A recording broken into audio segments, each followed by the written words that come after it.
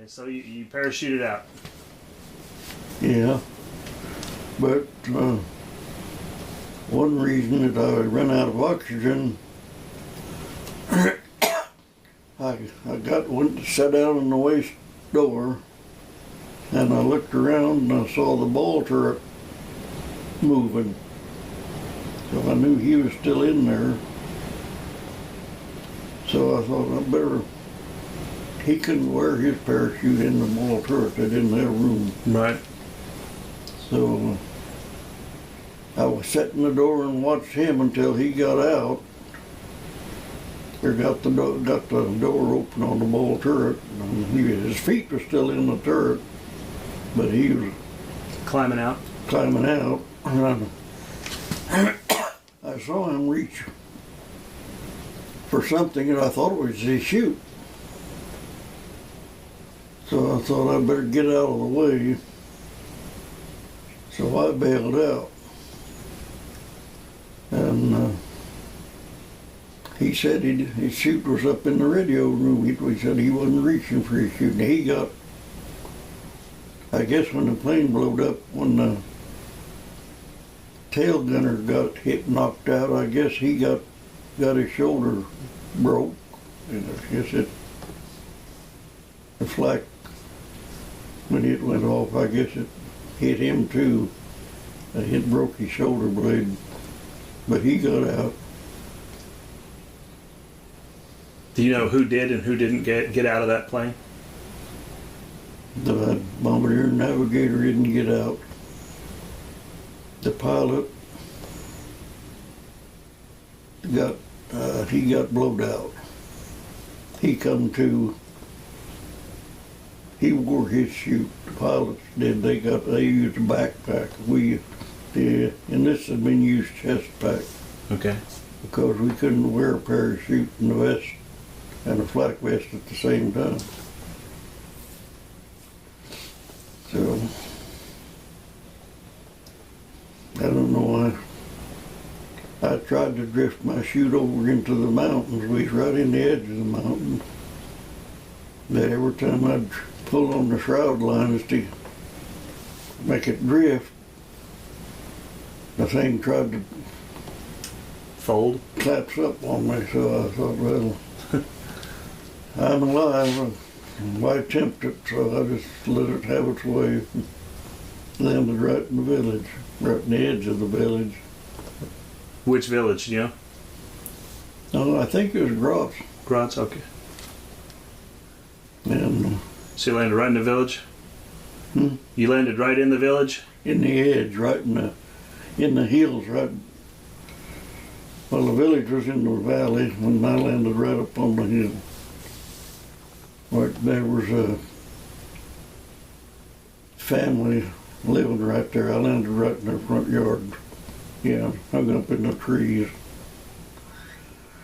By the time I got out, I had to swing over. I had to get the chute to swinging so I could get over and grab a trunk or a limb and pull myself to the trunk and go back up the tree and release the hooks. I had two big hooks that fastened onto the harness. I had to get them loose and then climb down. You told me before that a villager, an old man, came up while you were still hanging there. He came up to you. Yeah. And him and a blonde girl, pretty good sized blonde girl. She was real healthy. You told me that you took your sidearm. Yeah, I throwed it over. I thought maybe he'd want it. And I saw there was 3 soldiers coming up the hill. And I knew I couldn't get away. So I took my .45, I had it in the shoulder holster. I throwed it over at his feet. And he backed up. He wouldn't have nothing to do with it. So I know I wasn't with any sympathizer. He probably wasn't too sympathetic after you had dropped some bombs on in the village. We didn't drop bombs in this village though. We just flew over it. Oh, I don't remember what we was bombing. I didn't want to know. the less you knew, the better. The less you knew, the better. Yeah, I just got, when I was in training, going to radio school, we had, we was in Chicago in the Stevens Hotel, and every morning we had to read the bulletin board and do what it said, and they give the clothing order of the day, they called it. And I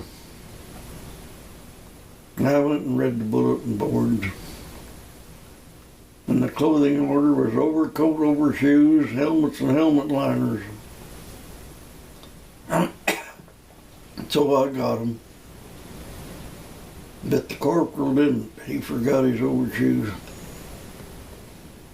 So we had to fall out on the street out in front of the hotel and line up for roll call. And the sergeant, he looked us over one morning, we fell out. He started down the line and I heard him, "Corporal, where's your overshoes?" And the corporal, he said, "I thought it was a good spring day. There wasn't no snow on the ground. Sun was shining, it was warm. I guess the corporal started to say he thought he didn't need them. The weather wasn't that bad anyway." He said, "I thought." And the sergeant said, "You thought? God damn it, the hell you ain't supposed to think. I do your thinking." So after that, I was just a dog. I just done what I was told.